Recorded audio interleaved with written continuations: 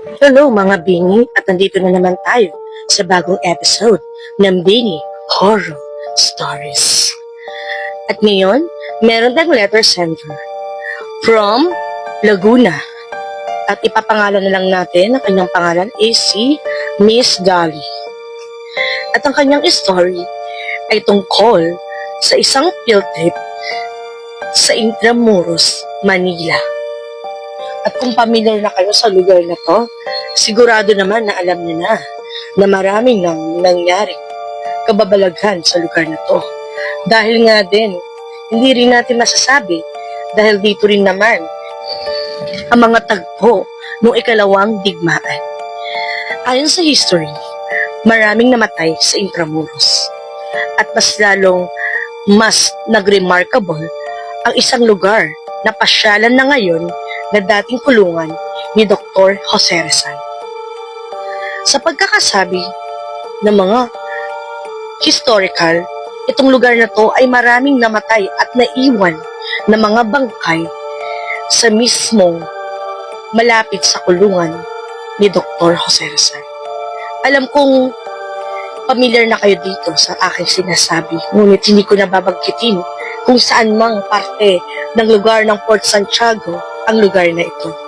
At alam kong pili lang ang mga nakapunta dito dahil binuksan na ito sa publiko. Kaya kung ikaw ay may experience din dito katulad ni Miss Dolly, i-share mo na sa akin at huwag mo nang kimkimin pa. Para naman matahimik na din ang kaluluwang nagpaparamdam sa iyo. So yun nga, sabi ni Miss Dolly, ang kanyang kwento ay ito. Kaya, kung ready ka na, simulan na natin. Field trip sa Intramuros. Isang simpleng field trip lang sana ang pagbisita nila sa Fort Santiago. Masaya ang lahat, puno ng tawanan at kwentuhan. Pero para kay Dolly, iba ang naging karanasan niya. Habang naglalakad siya sa loob ng makasaysayang lugar, may napansin siyang kakaiba. Hindi lang ang kasalukuyan ang nakikita niya. Unti-unting parang nagbabago ang paligid ng Intramuros sa loob ng Fort Santiago. Ang mga pader na luma tila nagiging bago na. Ang mga taong nakikita niya ay hindi na mga turista na nakakasalamuhan niya, kundi mga tao mula sa isang nakaraan. Nakasuot ng lumang kasuotan, nagsasalita ng wikang Espanyol at abala sa kanilang sariling mundo. Simula pagkabata, may kakaibang kakayahan na si Dolly makakita ng mga bagay na hindi nakikita ng ibang tao. Ngunit itinago niya ito, di alam niyang mapanganib kung malalaman ng ibang tao. Habang ang mga kaibigan niya ay masayang naglilibot sa pasyalan na iyon, si Dolly ay hindi mapakali at tila balisa. Nakaamoy siya ng lumang mga bagay, lumang libro, amoy, dugo, na malansa na hindi mo maintindihan kung saan nanggagaling. Pagkatapos ng maghapong iyon, umuwi sila lahat sa Laguna. Akala niya doon na matatapos ang lahat, pero nagkakamali siya. Ngunit matapos ang mga araw at mga linggo, may pagbabago kay Dolly. Tuwing siya'y matutulog, siya'y nanaginip ng isang kakaibang panaginip. At ito ang kanyang unang panaginip. Hindi ito ordinaryong panaginip, para itong alaala. Sa unang panaginip, nasa isang engranding piging si Dolly. Nakasuot siya ng marangyang kasuutan na may palamuting diamante. Sa kanyang mga daliri, may suot siyang kakaibang singsing, isang asul na diamante na paresukat ang hugis. Ngunit isang bagay ang kanyang ikinagulat. Sa panaginip na yon, hindi siya nag-iisa sa buhay. May isang lalaking lumapit sa kanya. Hindi niya matandaan ang mukha, pero malinaw sa pakiramdam niya na may relasyon sila. Isa itong sundalong makisig at may mataas na katungkulan. Hindi niya maintindihan ang mga sinasabi nito dahil nga ang lengguwaheng kanilang ginagamit ay Espanyol. Ngunit sa galaw, tono at emosyon, nauunawaan niya ang ibig sabihin ng mga ito. Nalalapit na ang kanilang kasal, ngunit sa kabila nito, may kakaibang distansya sa kanyang nararamdaman. Para bang hindi siya ang babaeng iyon, o baka pinapakita lang sa kanya ng isang kaluluwa ang kanyang nakaraang buhay.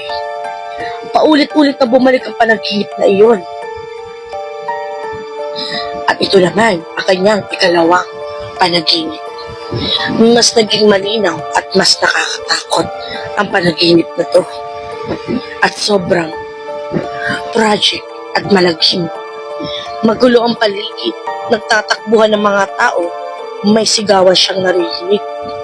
May takot sa mga mata ng mga tao. Biglang may humika sa kamay ni Daddy, isang babae. Halika na, umalis na tayo. Lulusubin na ang Maynila. Iyon ang tanging tumatak sa isip niya na sinabi umano ng babae. Sinakay siya sa isang magarang sasakyan habang umaandar ito. Hindi niya mapigilang umiyak. Hindi niya alam kung bakit. Pero pakiramdam niya, may kailangan siyang makita. Isang tao na dapat niyang hanapin. At hindi niya ito mahanap dahil nga nagkakagulo na.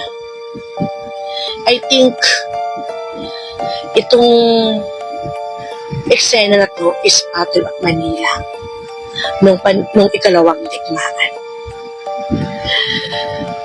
Sabihin niyo sa akin mga viewers kung tama ba ako sa aking haka-haka. Ituloy na natin ang istorya.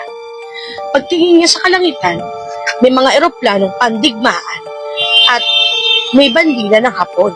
At doon niya napagtantong, hindi lang ito isang panaginip. Parang alaala ito ng isang buhay ng isang tao o isang kaluluwa na matagal nang namayapa. Diba? How scary.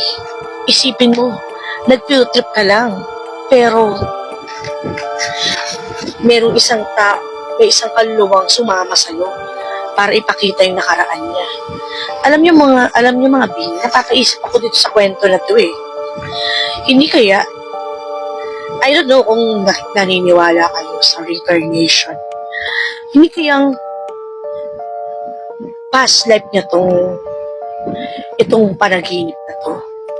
Or baka nagkataon lang na dinala siya ng tadhana sa lugar na yon at makita niya ang kanyang nakaraan. Diba? Ano sa tingin niyo mga Bini at mga viewers? Mag-comment lang kayo kung meron kayong mga opinion. Para sa mga shoutout natin, for now, isa-shoutout lang natin ang mga listeners natin dito sa may Alibagu, Pangasinan.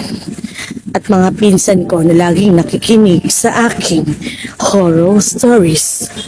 At guys, mga Bini, at kung hindi pa kayo followers ng aking page, i-follow nyo na ngayon at para updated ka sa lahat ng videos na i-upload ko. At i-share mo na din sa mga kaibigan mo mahilig sa ganitong kwento. At malay mo naman, ikaw din. Oo, ikaw, viewers, na nakikinig ngayon. At baka meron ka naman nakakatakot na mga kwento. At i-share mo na yan sa akin at sabay nating babasahin. For now, magandang gabi mga Bini, viewers. Good night. Oh, bye-bye. Bini Horror Stories tungkol sa mga kababalaghan, misteryoso at hindi mapaliwanag na mga kwento.